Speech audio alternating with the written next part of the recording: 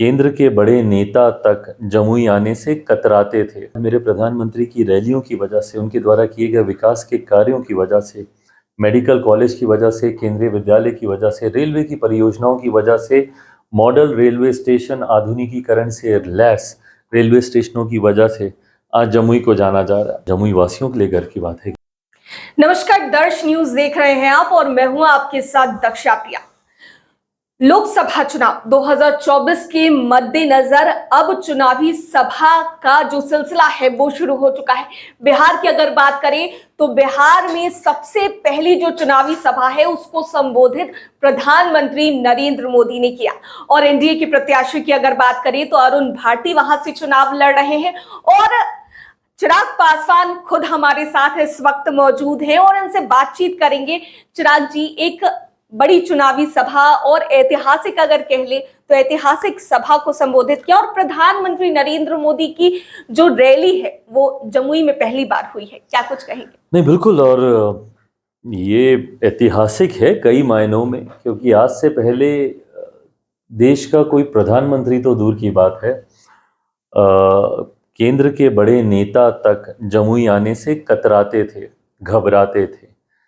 नक्सलवाद की वजह से जमुई को जाना जाता था। आज मेरे प्रधानमंत्री की रैलियों की वजह से, उनके द्वारा किए गए विकास के कार्यों की वजह से, मेडिकल कॉलेज की वजह से, केंद्रीय विद्यालय की वजह से, रेलवे की परियोजनाओं की वजह से, मॉडल रेलवे स्टेशन आधुनिकीकरण से लैस रेलवे स्टेशनों की वजह से आज जमुई को जाना जा रहा है। हैविंग सेड दैट, मेरे लिए ये गर्व की बात है, मेरी पार्टी के लिए गर्व की बात है, मेरे जमुई वासियों के लिए गर्व की बात है कि जब प्रधानमंत्री जी लोकसभा चुनाव प्रचार की शुरुआत करते हैं बिहार में, तो सबसे पहले वो जमुई आते हैं। मेरी कर्मभूमि से वो अपने चुनाव प्रचार की शुरुआत करते हैं, तो यकीनन गर्व होता है, खुशी होती है। पिछले चुनाव की अगर बात करें तो पिता आपके साथ में थे और चुनावी सभाओं में जाते थे। रामविलास पासवान आपके साथ खुद रहते थे, वहां पर एक पिता का साथ मिलता था। और इस बार आप भावुक भी नजर आए क्योंकि मन से आपने नाम भी लिया, प्रधानमंत्री नरेंद्र मोदी ने भी नाम लिया आपके पिता रामविलास पासवान का। तो कैसा क्षण था उस वक्त की मिस कर रहे थे पिता को? और ऑब्वियस है, मिस कर रहा था। बहुत ऑब्वियस है ये बात है कि स्वाभाविक है भाई। मतलब आपके पिता को गए हुए कितना समय क्यों ना हो जाए। लोग बोलते हैं कि समय बहुत चीज़ों को भर देता है, बट नहीं भरती हैं ये चीज़ें। आपके पिता की यादों को आप नहीं भुला सकते, उनके साथ बिताए समय को आप नहीं भुला सकते, और रह रहकर ये लम्हे उन यादों को कुरेदते हैं, आपके घाव को भरने नहीं देते हैं, उनको कुरेदा जाता है रह रहकर ऐसे क्षणों में। तो स्वाभाविक है, जब उस मंच पे था तो 5 साल पहले की यादें आती ही हैं, दिमाग में कौंधती ही हैं कि उस वक्त थे, पापा थे साथ में, जिस भूमिका में तब वो थे उस भूमिका में अब मैं हूँ। उस वक्त जमुई की जनता से वो वादा करके गए थे कि मैं 2-2 सांसद दूंगा। 2020 में वो वादा अधूरा रह गया था। पुनः अब मैं उनकी जगह पे वादा कर रहा हूँ कि आपको मैं 2-2 सांसद दूंगा। उस वक्त वो वादा उनके और मेरे लिए था, आज ये वादा मेरे और मेरे जीजा जी के लिए है। ये बातें दिमाग में कौंधती है, याद आती है, बट फिर वही है, उन्हीं की ही सिखाई हुई सीख है, उन्हीं के ही दिशा निर्देश, उन्हीं के ही विचारों पर, सिद्धांतों पर आगे बढ़ने का प्रयास कर रहा हूँ जी। और ऐतिहासिक सभा कह ले, जैसा कि हमने पहले भी कहा कि ऐतिहासिक सभा थी क्योंकि भीड़ लोगों की जो जन समर्थन था, जो जन संपर्क आप कर रहे थे, तो ऐसे में भीड़ काफी ज्यादा भी देखी गई है। ये मैं ज़रूर कहूँगा, जो उत्साह, और इसका श्रेय मैं काफ़ी हद तक मेरे प्रधानमंत्री को भी दूंगा। वैसे बिहार में मेरी भी जितनी सभाएं होती हैं उसमें भीड़ को लेकर मुझे नहीं लगता कि किसी को भी कोई संदेह होता है, बट हाँ, मेरे प्रधानमंत्री जी की लोकप्रियता इतनी है और जमुई के लोग खासतौर पर उनसे इतना प्यार करते हैं, पूरे बिहार के लोग उनसे उतना ही प्यार करते हैं। आप देखिएगा आने वाले दिनों में भी मेरे प्रधानमंत्री की जहाँ जहाँ सभाएं होंगी, लोगों की वही भीड़, वही उत्साह, वही उमंग देखने को मिलेगा। 2024 के चुनाव के बारे में मैं ये ईमानदारी से मैं कहूँगा, मैं मानूंगा, क्योंकि मैं भी कई लोकसभा इस दौरान मैं घूम चुका हूँ। गया भी मैं गया था, नवादा भी मैं जा चुका हूँ, भागलपुर भी मैं गया था, जमुई में देख ही रहा हूँ, कई लोकसभाओं में मैं जा चुका हूँ। इस दौरान नोटिफिकेशन आने के बाद जनता आगे है, जनता ने पहले मन बना लिया है, और कहीं जनता को इस बात का कतई कोई संदेह नहीं है कि तीसरी बार पुनः प्रधानमंत्री जी देश के प्रधानमंत्री बनने जा रहे हैं, और ये चुनाव कहीं ना कहीं प्रधानमंत्री जी की तरफ से हम नेता बाद में, जनता पहले लड़ रही है। तो जिस तरीके से अरुण भारती जी के लिए वो चुनावी सभा में पहुंचे, तो चिराग पासवान भी नॉमिनेशन करेंगे और हाजीपुर की जनता के बीच एक बार फिर जब उतरेंगे, तो क्या लगता है कि प्रधानमंत्री नरेंद्र मोदी आएंगे एक बार फिर? मैं चाहूंगा जरूर कि वो आए, हम्म, चाहूंगा जरूर। और अब तो थोड़ा और हक से बोल सकता हूँ, उनका छोटा भाई हूँ। ये हक उन्होंने मुझे दिया है, मैं चाहूंगा जरूर कि वो हाजीपुर भी आए। अच्छा, एक आखिरी सवाल, परिवारवाद को लेकर जिस तरीके से सवाल उठते रहे, और एनडीए की अगर बात करें तो एनडीए के कई लोग जो है परिवारवाद पर सवाल उठाते रहे, इसको लेकर के तेजस्वी यादव ने एक ट्विटर पर पोस्ट किया और साफ तौर से उसमें परिवारवाद को लेकर एक लिस्ट भी जारी की गई है। किस तरीके से देख रहे हैं चिराग जी?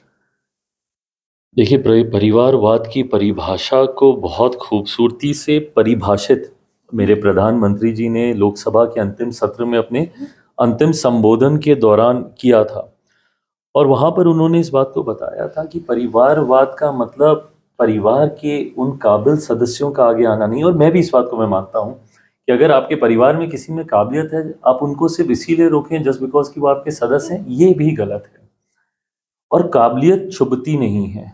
काबिलियत अगर आप में है, एक बड़े व्यक्तित्व का सुपुत्र या सुपुत्री होना आपका सौभाग्य हो सकता है, आपकी काबिलियत नहीं।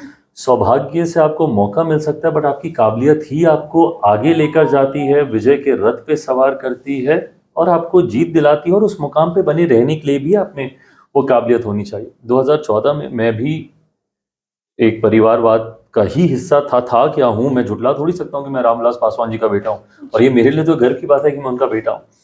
तो ये चीज़ मुझसे कभी जाएगी नहीं कि मैं उनका सुपुत्र हूँ। तो 2014 में भी इस बात को प्रमुखता से उठाया गया था, परिवारवाद, बेटे को सीट दे दी, ये वो। उस वक्त अगर परिवारवाद इतना ज़्यादा ही होता, उस वक्त तो प्रधानमंत्री जी की भी इतनी लहर थी। मैं पहली बार चुनाव लड़ रहा था, मेरा मार्जिन 85,000 का था जीत का। 2019 आते आते अगर ये मुद्दा होता और या मैंने अगर काम नहीं किया होता, जनता की उम्मीदों पे मैं खरा नहीं उतरा होता, तो ये जीत का मार्जिन 2.5 लाख प्लस नहीं होता। ये जितने वोट उस दौरान ऐड हुए हैं 2019 आते आते, ये दर्शाता है कि कहीं ना कहीं लोगों के दिल में मैंने जगह बनाई, उनका विश्वास मुझ पे बढ़ा। To sum it all up, मैं बस इतना बोलूंगा, eventually everything boils down to your capabilities, your potential. अगर आप में वो काबिलियत है, आप आगे बढ़ेंगे। नहीं है तो नो मैटर कितना हैवी सरनेम आपके साथ क्यों ना हो, कुछ नहीं होगा। अच्छा, एक आखिरी सवाल, जिस तरीके से पिछले दिनों भी हमने आपसे सवाल किया था कि प्रत्याशियों की जब लिस्ट जारी की गई, सूची जारी की गई, कई लोग नाराज हुए, उन लोगों के नाम भी सामने आए, लेकिन पिछले दिनों आप देखेंगे कि 22 पदाधिकारियों ने इस्तीफा भी दिया। ये सवाल हमने आपसे नहीं लिया था। जिन लोगों ने इस्तीफा दिया उनमें से कई अभी मेरे साथ बैठक करके गए जी। मैं चाहूंगा कि आज की आप वो तस्वीरें भी निकाल लें। हैविंग सेड दैट, मैं इस नाराजगी से मैं कतई इनकार नहीं करूंगा। और ये नाराजगी स्वाभाविक है, होनी भी चाहिए। नहीं होगी तो गलत है। जो व्यक्ति मेहनत कर रहा है, जो व्यक्ति सीट पाने की उम्मीद रख रहा है, जिसको ये अपेक्षा है कि चुनाव आएंगे और पार्टी मुझे लड़ने का मौका देगी, और जब वो मौका नहीं मिलता है, दुख होता है, तकलीफ होती है। और मैं उसको पूरी तरीके से उस बात का मैं सम्मान करता हूँ। आपकी तकलीफ को मैं समझता हूँ, पर एट द सेम टाइम मेरी भी मजबूरी को आपको समझना होगा। मेरे पास मात्र 5 सीटें हैं। 5 सीटों में मैं 50 लोगों को समाहित नहीं कर सकता हूँ। मेरे लिए ये एक तरफ ऑनेस्टली बोलूँ, ये गर्व की भी बात है, क्योंकि हम लोग की वो पार्टी थी जिसको एक समय में पूछा जाता था कि अपने पहलवान बताएं। एक उस दौर से भी हम लोग गुजरे हैं जहाँ लोगों को ये शंका होती थी कि इन लोगों के पास प्रत्याशी ही नहीं है चुनाव लड़ाने के लिए, और खुले मन से ये कहा जाता था कि लोक जनशक्ति पार्टी पहले अपने पहलवान बताएं कि कौन कौन है इनके पहलवान लड़ने के लिए। आज पार्टी उस मजबूती पर पहुंची है कि हर सीट पर कई दावेदार हैं। बट हाँ, जब आपकी उम्मीद पूरी नहीं होती है तो वो नाराजगी आती है। पर जैसा मैंने कहा कि जहाँ एक तरफ मैं उनकी नाराजगी का मैं सम्मान करता हूँ, और मैं कवर अप भी नहीं करूँगा ये कहकर कि ये मेरे ही दल में नहीं, ये हर दल में होता है। हाल फिलहाल में भी हम लोगों ने देखा कई पार्टियों के नेता, मौजूदा सांसद इधर गए उधर आए, बड़े नेता, अभी कल ही दुनिया भर के नेता कांग्रेस से इधर आ रहे हैं उधर जा रहे हैं। वो सब होता है, स्वाभाविक है। चुनाव के वक्त लोग अपनी अपनी महत्वाकांक्षाओं के लिए, और मैं इसको भी गलत नहीं ठहराता, महत्वाकांक्षी होना चाहिए। अगर आप महत्वाकांक्षी नहीं हैं तो आप स्टैग्नेंट होने नहीं आए हैं अपने कार्य में, तो ये होना चाहिए। हाँ, बट जब मैं 5 सीटों पे लड़ रहा हूँ तो वो मेरी सीमाएं हैं, और मैं उसमें कुछ और नहीं कर सकता।